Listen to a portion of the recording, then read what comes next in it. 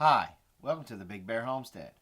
Today is episode number 9 in our Sustainable Living series. So today, we're going to talk about pigs.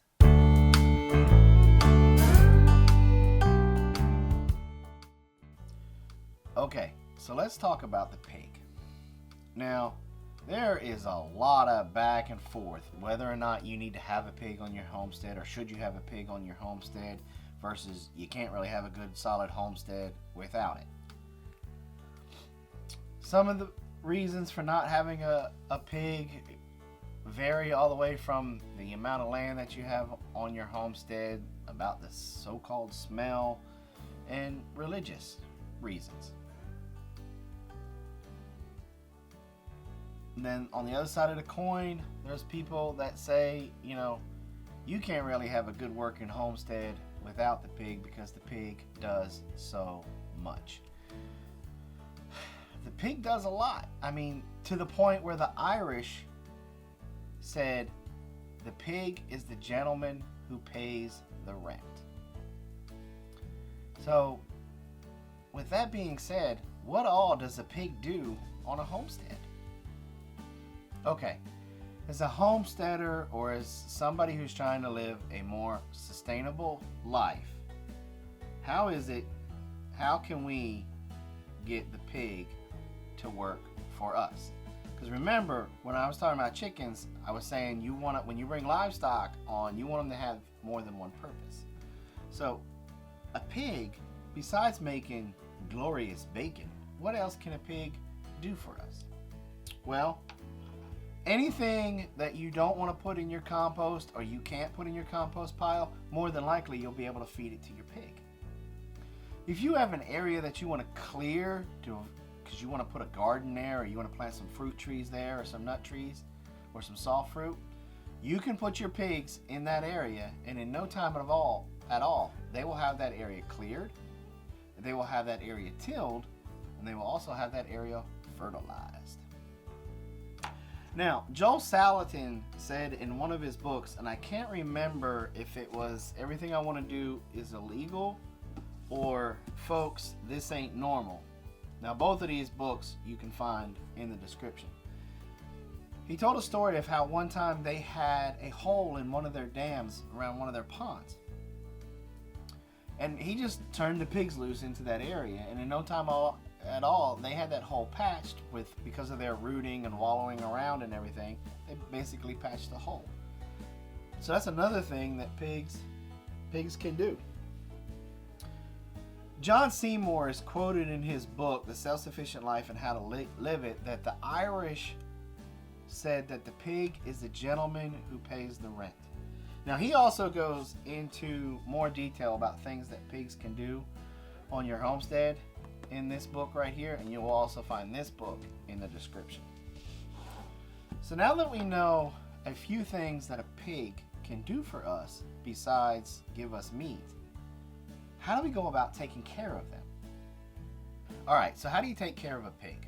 Well, when it comes to pigs, there's really about 3 or 4 hard, fast rules that you just have to follow. Alright, one is obvious. You got to make sure they have enough to eat, if you're free ranging, making sure that the areas that you put them in have enough to supplement them, or B, you make sure that if it doesn't, you're bringing in the food to make up the difference.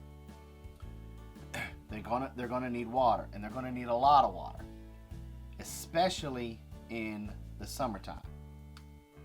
See, pigs don't sweat, so they're gonna need the water and the mud and some shade to help keep them cool, or they will die from a heat stroke. Then the other thing is what I just briefly mentioned is shade. Again, pigs don't sweat. They need a way to stay cool. And then the last one is you've got to have some type of a way to keep them on your farm. Now, I saved that for last because we're gonna segue into the different ways that you can do.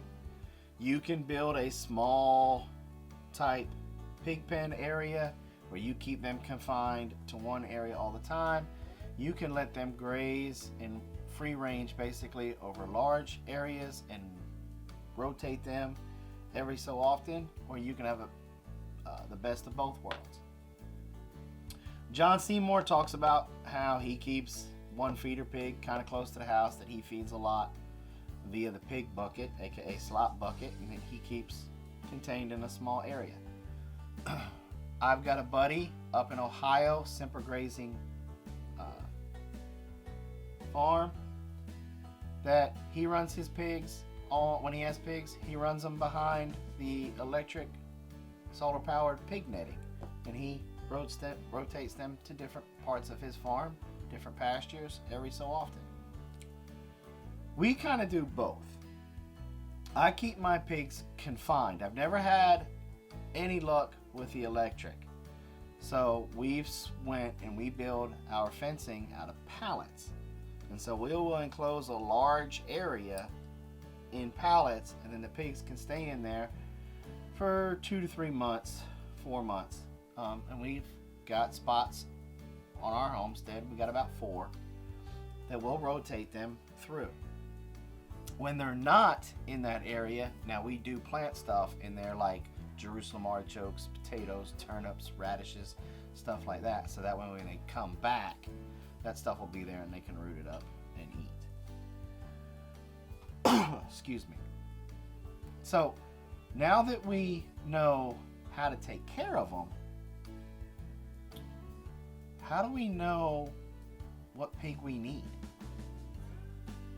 All right, so how do we know what pig is right for our homestead?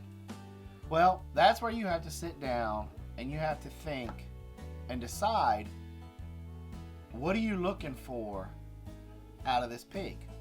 Do you want a pig that's high in fat, gives you a good amount of lard? You kind of want to go to the guinea hog, if that's true. If you're looking to get the glorious bacon, then you want to go to one of the baconer breeds, a Yorkshire, a Tamworth, something like that. One of them that has a nice long belly. If you're just looking for a workhorse of a pig, then you may want the mule foot or even a razorback. They'll go in there and they'll really clear up some land. The bad thing about a razorback though is, be prepared, you better have good fencing, because he's naturally a wild hog, and so he loves to roam. But you have to decide, what is the main purpose for this pig, other than obviously supplying you with meat. Think about the reasons why you want this pig, and then start leading to those breeds that is going to accomplish that goal. All I'll say is,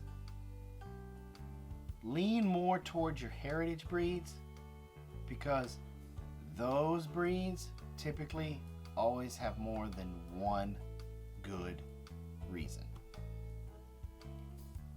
Well, that does it for this video this week. Don't forget the books that I mentioned, they will be in the description. Also, at the end, we are going to link the videos about our pig pens and how we run our pigs here on the Big Bear Homestead. So if you guys are still interested in learning more about pigs, check those out. If not, thanks for coming by the Big Bear Homestead, and like always, have a nice day.